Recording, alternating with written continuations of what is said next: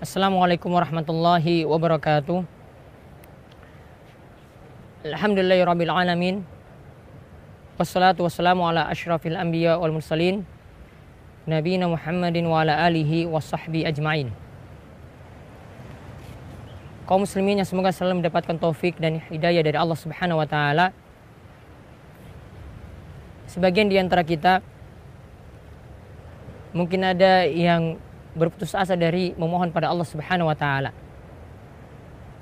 Sekian waktu setiap malamnya atau mungkin setiap kali dia melaksanakan sholat, dia memohon terus kepada Allah Subhanahu wa taala agar dihilangkan dari kesulitan, agar dimudahkan dalam urusan, diperlancar rizki dan seterusnya. Sehingga ada sebagian di antara kita mungkin berputus asa dari rahmat Allah Subhanahu wa taala. Padahal sebenarnya Allah Subhanahu wa taala itu katakan dalam surat Ar-Rahman ayat 29, yas'aluhu man fis samawati wal ard kulla yaumin huwa fi sya'n. Siapa saja yang berada di langit maupun di bumi itu senantiasa meminta dan memohon kepada Allah Subhanahu wa taala.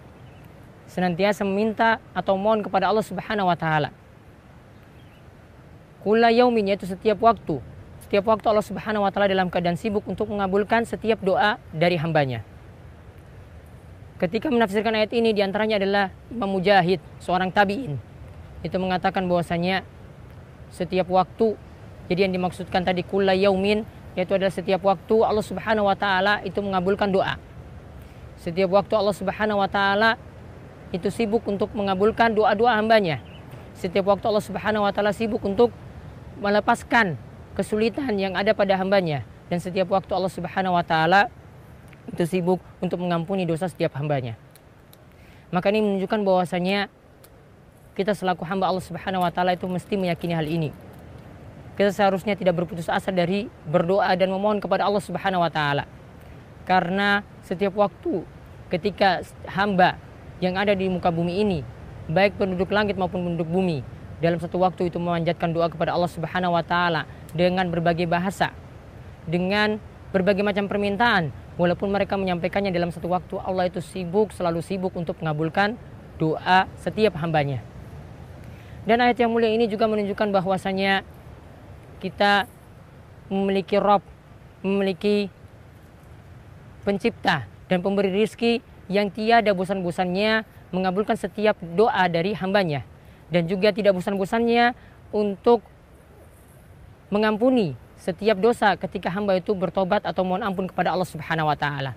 Begitu juga ayat ini juga mengandung pelajaran penting bahwasanya Allah Subhanahu wa taala memiliki sifat ghina, yaitu Allah Subhanahu wa taala maha cukup, yaitu maha kaya, sehingga Allah Subhanahu wa taala tidak lagi butuh kepada hamba-hambanya, bahkan hamba itulah yang butuh kepada Allah Subhanahu wa taala.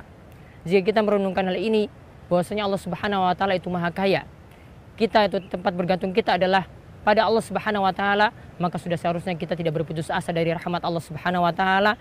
Kita tidak bosan-bosannya meminta terus kepada Allah Subhanahu wa taala, karena Allah yang maha ghina, yang maha mencukupi setiap kebutuhan hambanya, itu akan senantiasa mengabulkan doa, apalagi kita memanjatkannya pada waktu-waktu mustajab seperti di malam hari, yaitu ketika sepertiga malam terakhir, atau ketika antara azan dan iqamah, atau ketika kita berada di tempat-tempat yang mulia, seperti ketika seorang itu berada di tanah haram, ketika berada di Masjidil Haram, ketika melakukan sa'i, ketika melakukan ibadah-ibadah yang lainnya juga yang mulia, yaitu ketika saat musim haji, ataupun di tempat-tempat yang lainnya dan waktu-waktu yang lainnya, itu Allah sibuk untuk mengabulkan doa setiap hambanya. Maka ini menjadi pelajaran bagi kita, hendaklah kita senantiasa untuk memohon terus kepada Allah Subhanahu wa taala. Tempat bergantung kita adalah pada Allah Subhanahu wa taala, tidak seperti kebiasaan orang-orang musyrik, tidak seperti kebiasaan orang-orang yang berbuat syirik. Mereka malah menggantungkan hatinya kepada sesuatu yang tidak bisa mendengar doa mereka. Kalaupun mereka itu mendengar doa tersebut juga sangat mustahil untuk dikabulkan. Demikian, wassalamualaikum warahmatullahi wabarakatuh.